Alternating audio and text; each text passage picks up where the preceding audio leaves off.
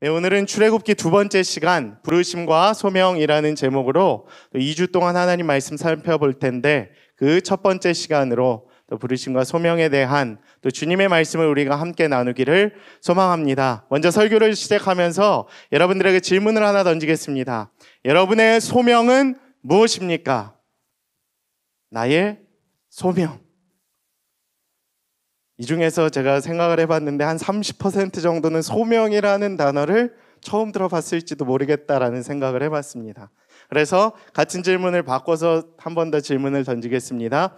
여러분의 삶의 정체성은 무엇입니까?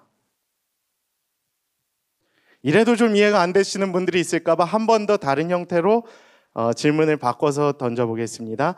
여러분이 살아가는 이유와 목적은 무엇입니까?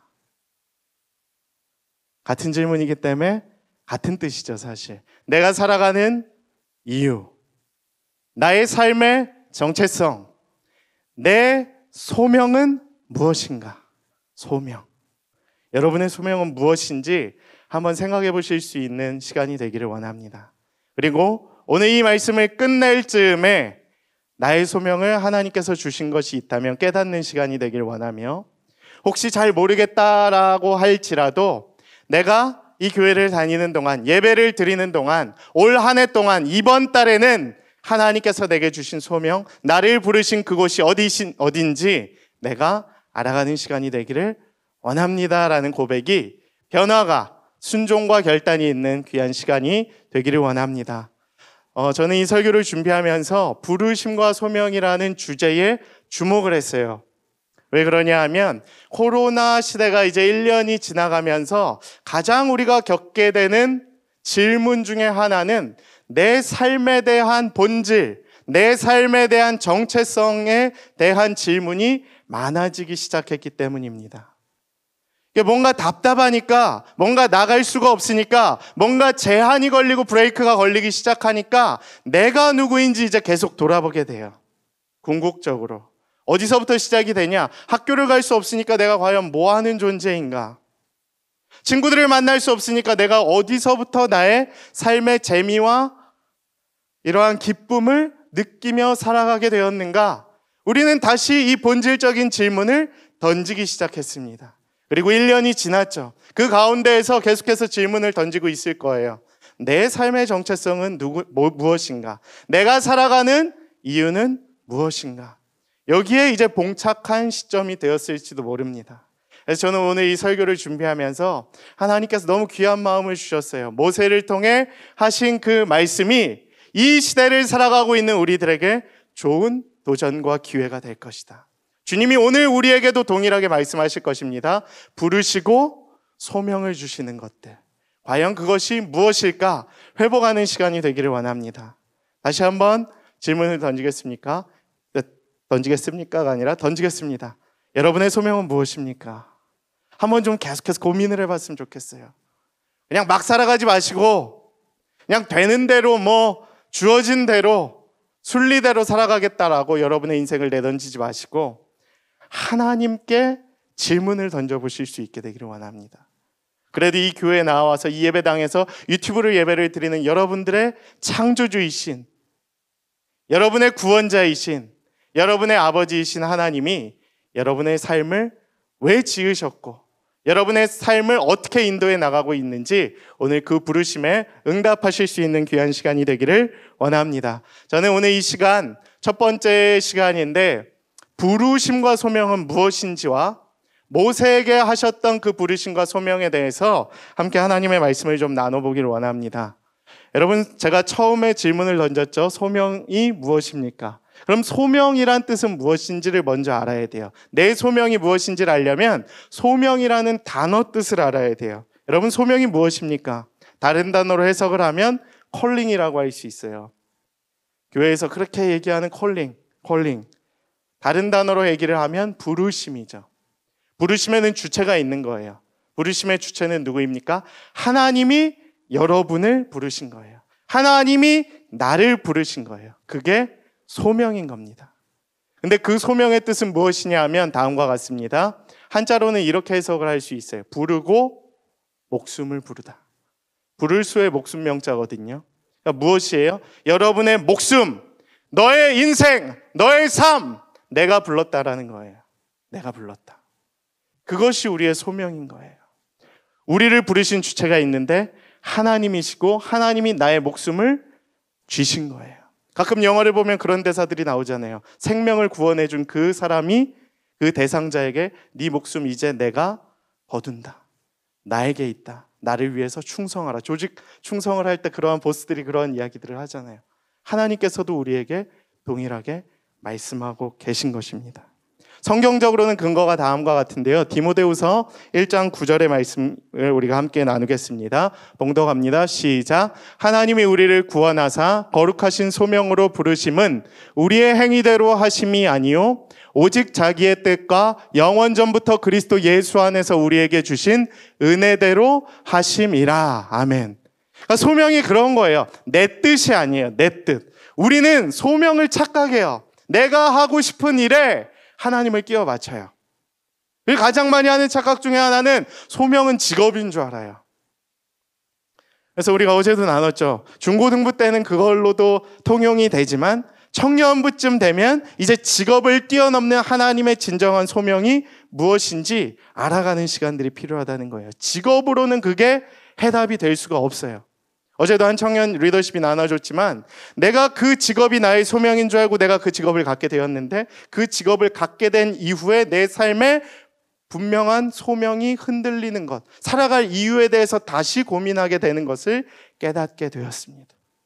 그러니까 직업적인 차원이 아니라 근본적으로 나의 인생을 왜 이곳으로 부르셨는지에 대한 하나님의 질문인 것입니다.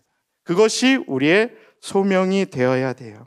하나님이 우리를 구원하사 거룩하신 소명으로 부르심의 이유는 무엇이냐? 우리의 행위대로가 아니에요. 우리의 행위대로가 아니라 하나님이 뜻하신 바가 있다라는 거예요. 하나님이 뜻하신 바. 내가 너를 이곳으로 부른 이유가 있다라는 거예요. 그래서 그리스도 예수 안에서 우리에게 주신 은혜대로 하게 하심으로 우리를 소명의 자리로 부르셨다라는 것을 우리가 이해해야 돼요. 그리고 그것이 우리의 소명이 될 줄로 믿습니다. 청년들이 살아가면서 많은 질문들을 던져요. 소명에 대해서. 그래서 내가 정말 이 자리에 있는 것이 하나님의 소명인가? 이런 방법론적인 측면으로 질문을 던지기도 하고 내가 이 소명을 어떻게 확인할 수 있는가에 대한 질문을 던지기도 하고 내가 이 소명을 어떻게 이어가고 어떻게 소명의 부르심에 응답할 수 있는지 그 순종적인 측면으로 질문을 던지기도 합니다. 저는 성경에서 가장 자기의 소명을 잘 깨달았던 사람 중에 한 명으로 에스더를 꼽을 수 있는데 에스더의 4장에 보면 이런 말씀이 기록되어 있습니다.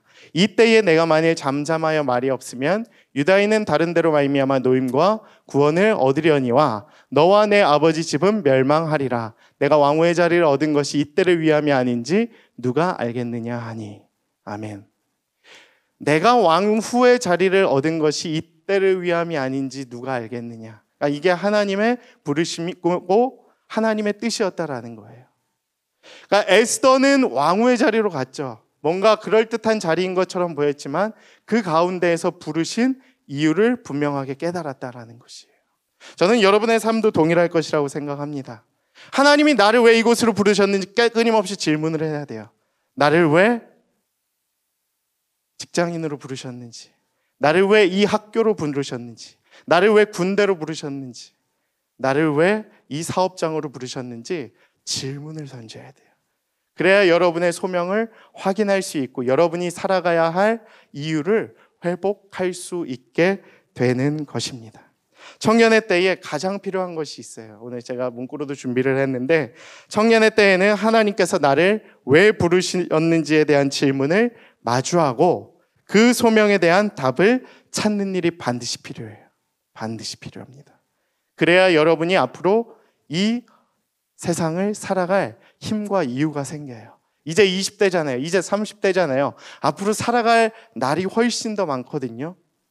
근데 내가 바라는 것들로는 나의 그 유익과 만족과 나의 기대가 잠깐은 채워져요. 잠깐은.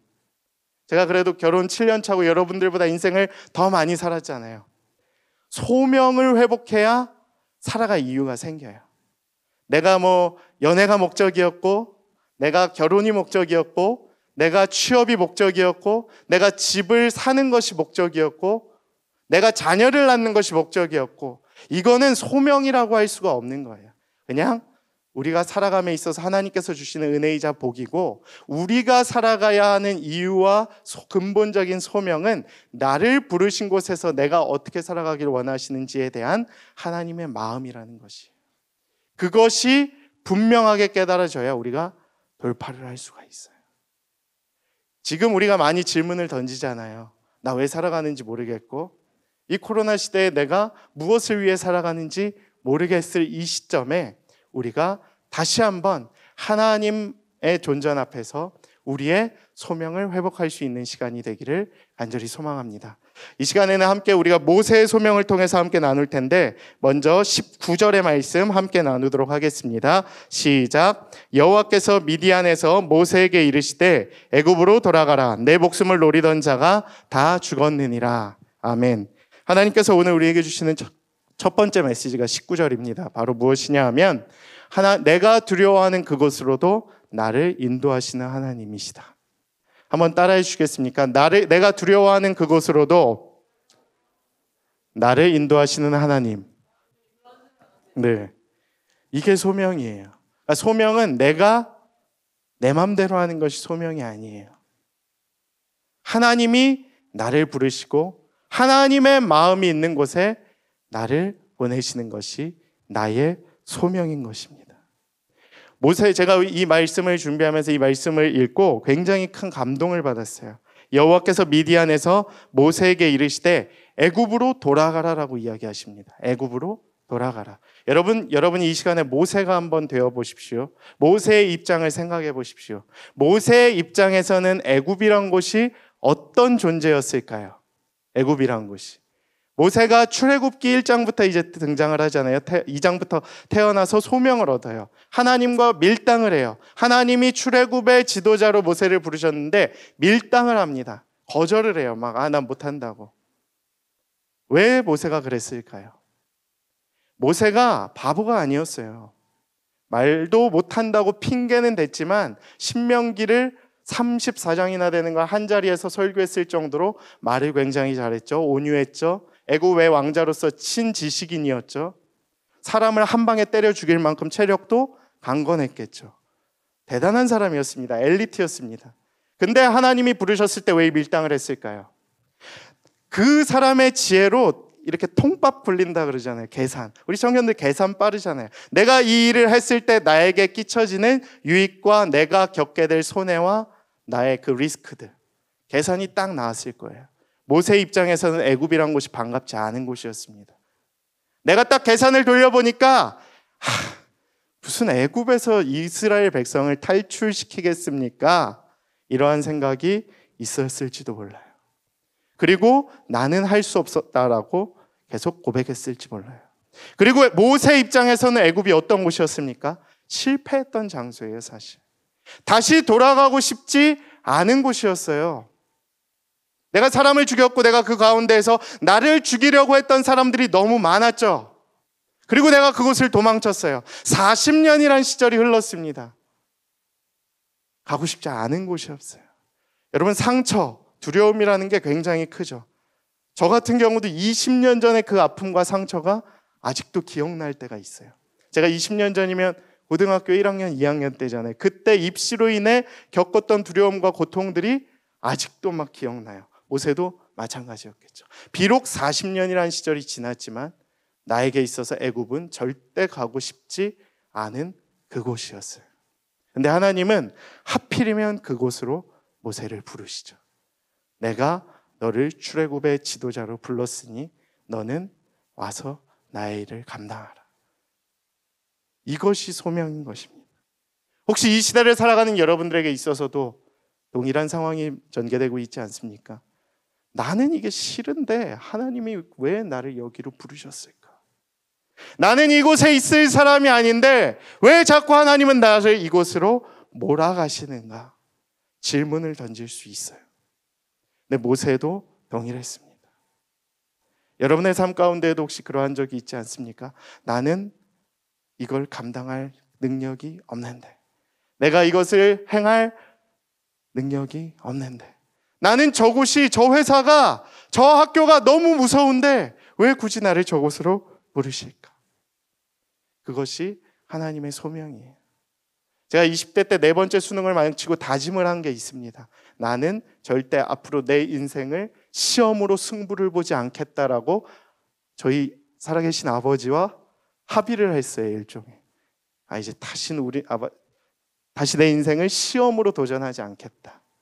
시험으로 돌파해 나가지 않겠다. 그 말은 무엇이겠습니까? 앞으로 내가 직업을 선택함에 있어서도 시험을 치는 일 따위는 절대 하지 않겠다고 다짐을 했어요.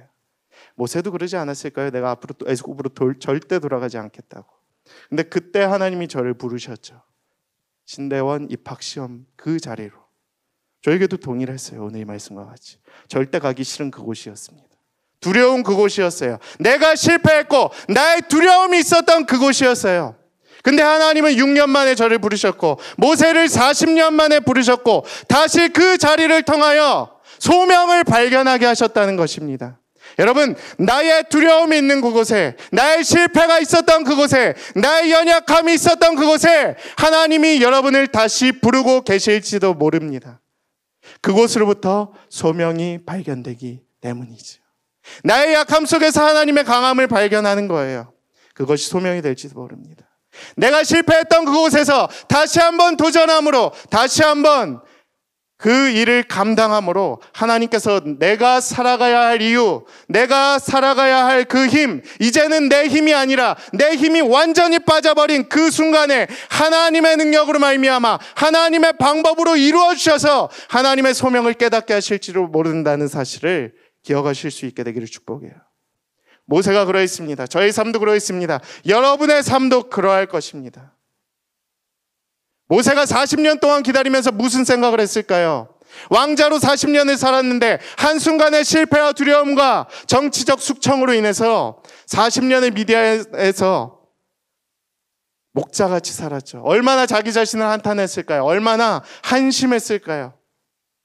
그리고 소명을 잃어버렸을지도 모릅니다.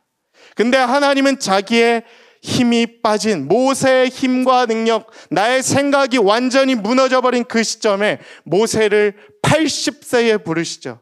그리고 40년을 쓰십니다. 이것이 하나님의 소명인 것이에요. 나의 힘이 완전히 다 빠져버렸을 그 순간에 내가 두려워하는 곳으로 나를 부르실 수도 있다는 거예요. 사실 가장 최악의 경우죠. 인간에게 있어서 나이가 들었고 내가 도저히 성공을 이룰 수 없는 그곳에서 하나님이 나를 사용하신다는 것은 어찌 보면 소명의 끝판왕 아니겠습니까? 그에 비하면 여러분들은 얼마나 창창합니까, 앞길이. 모세는 80세였는데 여러분은 그래도 아직 20대가 대부분이잖아요. 끼케야 35살, 이제 시작해도 됩니다. 얼마나 진짜 할 수 있는 일이 많으시겠습니까? 하나님이 부르셔요. 여러분을 각자의 인생에 다른 소명을 부어주십니다. 그리고 여러분의 인생이 가치 있다라고 말씀하십니다. 그리고 여러분의 인생을 통하여 하나님이 영광 받으시겠다라고 약속을 하시는 거예요. 모세의 그 작은 순종, 작은 결단을 통해서 무슨 일이 일어났습니까? 이스라엘이 출애굽하고 모든 인류가 구원할 수 있는 그 구속사적인 약속을 주님께서 보여주신 것입니다. 이 작은 순종을 통하여 출애굽의 역사가 이루어지고 전 인류의 구원이 시작된 것처럼 하나님의 부르심을 향한 여러분의 그 결단과 순종으로 인하여 또 여러분의 삶을 통하여 영광 받으시는 하나님의 그 모습을 기대하며 오늘도 우리를 부르시는 그 부르심 앞에 응답하실 수 있는 저와 여러분들의 삶이 될 수 있게 되기를 간절히 축복합니다. 하나님은 또 오늘 우리에게 두 번째 메시지를 주시는데요. 20절 말씀입니다. 함께 봉독하겠습니다. 시작. 모세가 그의 아내와 지팡이를 손에 잡았더라. 아멘. 여기에서 중요한 단어가 나옵니다. 하나님의 지팡이예요. 하나님의 지팡이. 우리 지팡이라는 단어를 검색해 보면 출애굽기 4장에 3번에서 4번 정도가 등장을 하는데, 하나님의 지팡이는 무엇이냐? 바로 하나님의 권능과 하나님의 동행하심이 모세와 함께 한다는 약속의 증표입니다. 증표. 근데 이 약속의 증표가 굉장히 중요해요. 왜냐하면은 모세에게 있어서 지팡이는 무엇이었겠습니까? 목자에게 있어서 지팡이는 무엇이에요? 꼭 필요한 삶의 직업적 도구였죠.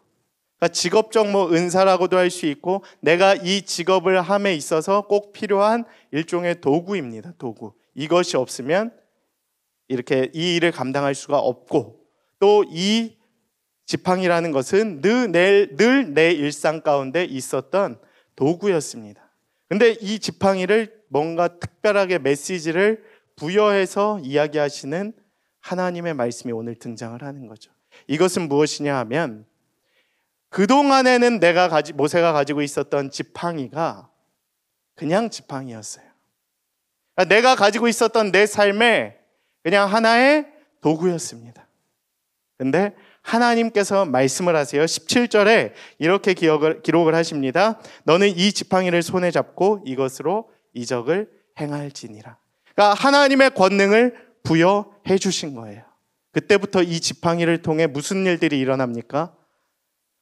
확 하자마자 뭐가 일어나죠? 홍해가 갈라지죠. 무리바 물사건이 막 터지죠. 지팡이를 치자마자 물이 터지고 기적이 일어나고 홍해가 갈라지고 하나님의 권능이 보여지기 시작하는 거예요. 이것은 무엇을 우리에게 의미하고 있냐 하면, 하나님은 우리에게 약속을 하실 때에, 우리를 부르실 때에 그냥 막 부르시는 분이 아니심을 우리가 기억해야 하는 것이에요. 여러분이 실패했던 그곳으로 여러분을 부르실지라도, 여러분이 두려워하는 그곳으로 부르실지라도 하나님의 뜻과 이유가 있으며 여러분이 그것을 감당할 수 있는 힘과 능력을 반드시 주신다는 사실을 기억하세요. 주체도 하나님이시지만 그것을 감당할 수 있는 능력도 하나님께서 주신다. 이것을 기억하라는 것이에요.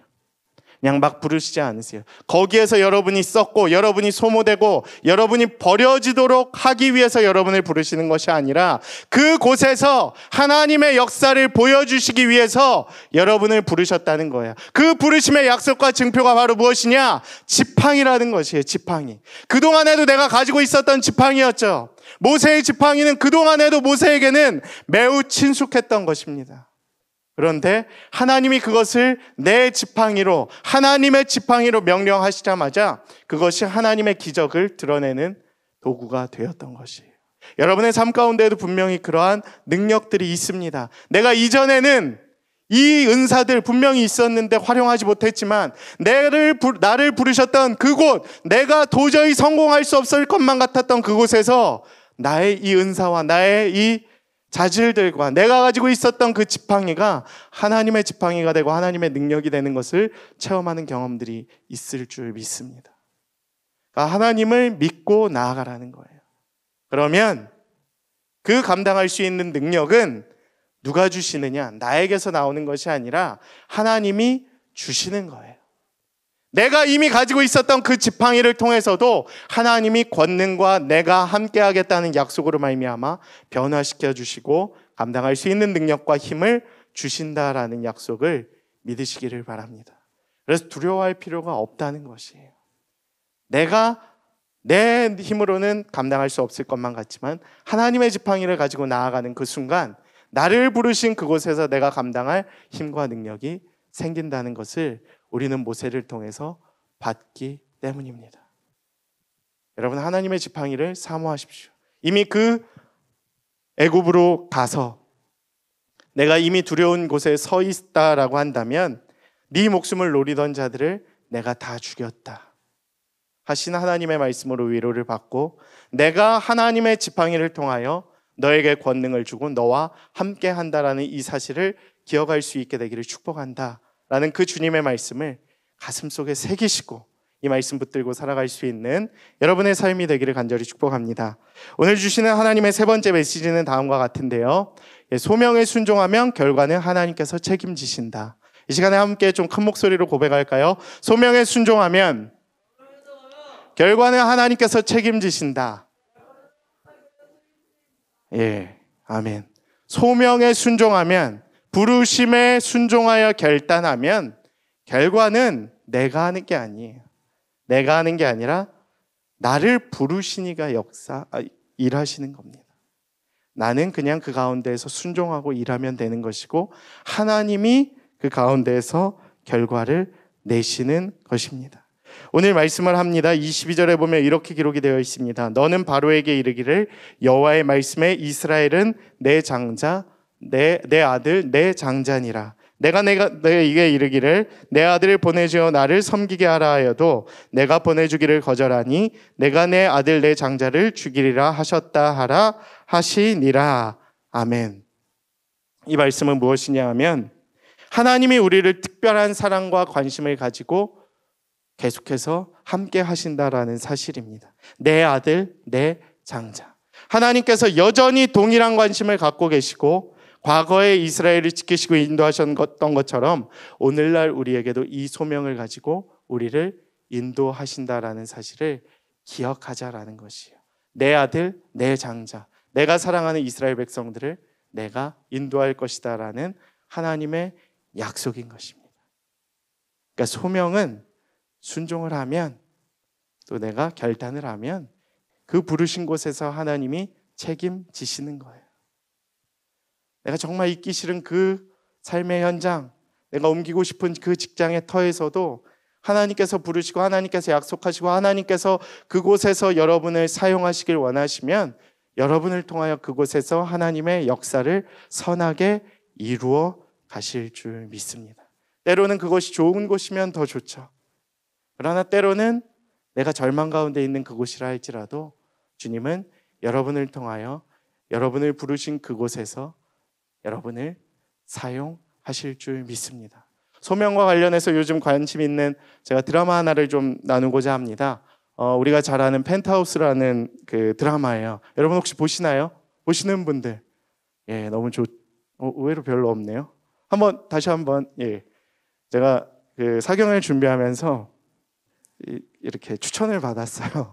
그래서 되게 재밌나 보다 하고 봤는데 진짜 너무 재밌습니다. 월요일부터 토요일까지 정주행하고 있는데 시즌 1을 지금 거의 마무리를 이제 앞두고 있습니다. 제가 아이유 씨가 나왔던 나의 아저씨, 한국의 모든 아저씨들의 감성을 올린 그 드라마보다 더 재밌는 것 같아요. 좀 막장의 이야기들이 좀 있긴 하지만 근데 저희 한번 보여주시겠어요? 이게 왜 중요하냐 하면 이 포스터에서 보여지는 메시지가 있다라는 거예요. 여러분 펜트하우스를 보면서 우리가 한번 보여주시겠어요? 그 포스터. 저를 보여주시지 말고 포스터가 중요합니다. 예.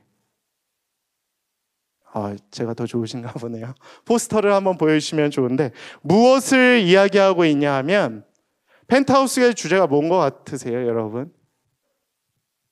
착하게 살자. 예, 좋습니다. 민설아를 누가 죽였는가가 중요한 게 아니고 이 가운데 담겨져 있는 탐욕을 다룬 것이 펜트하우스의 주제죠. 전 이 포스터를 보면서 작가가 진짜 굉장히 훌륭하구나. 이 포스터 한 장에 모든 것이 담겨져 있는 거예요. 어디를 보고 있죠? 하늘. 하나님을 보고 있는 걸까요? 아니에요. 헤라팔리스라는 이제 일종의 바벨탑과 같은 그 꼭대기층을 바라보고 있는 거예요. 그것은 무엇이냐? 여기에 나오는 모든 주인공들이 꼭대기를 향하여 가고 싶은 그 열망을 드러낸 거예요. 제목이 뭡니까? 펜트하우스죠. 펜트하우스의 뜻이 뭐죠? 꼭대기층에서 있는 이러한 그 엄청난 그 공간들 있잖아요. 하여튼 드라마 보시면 알아요. 집이 엄청나게 커요. 제가 볼 때 한 250평쯤 될 것 같은데 엄청 좋아요. 근데 되게 웃긴 거는 로우존이 있어요. 한 40층대를 사시는 분이 있고 하이존을 사시는 분들이 있고 이제 펜트하우스를 사는 주인공이 있어요. 근데 45층에 살 정도면 굉장히 수십억의 자산가이거든요. 근데 그런 사람들이 거기 만족을 하지 않습니다. 무엇을 얘기해요? 강마리 씨가 이렇게 고백하죠. 얼른 나도 돈을 더 많이 벌어서 그 천서진 씨가 있는 하이존으로 이사 가고 싶어요. 85층으로. 전 그 얘기를 듣는데 진짜 있는 놈들이 더하다.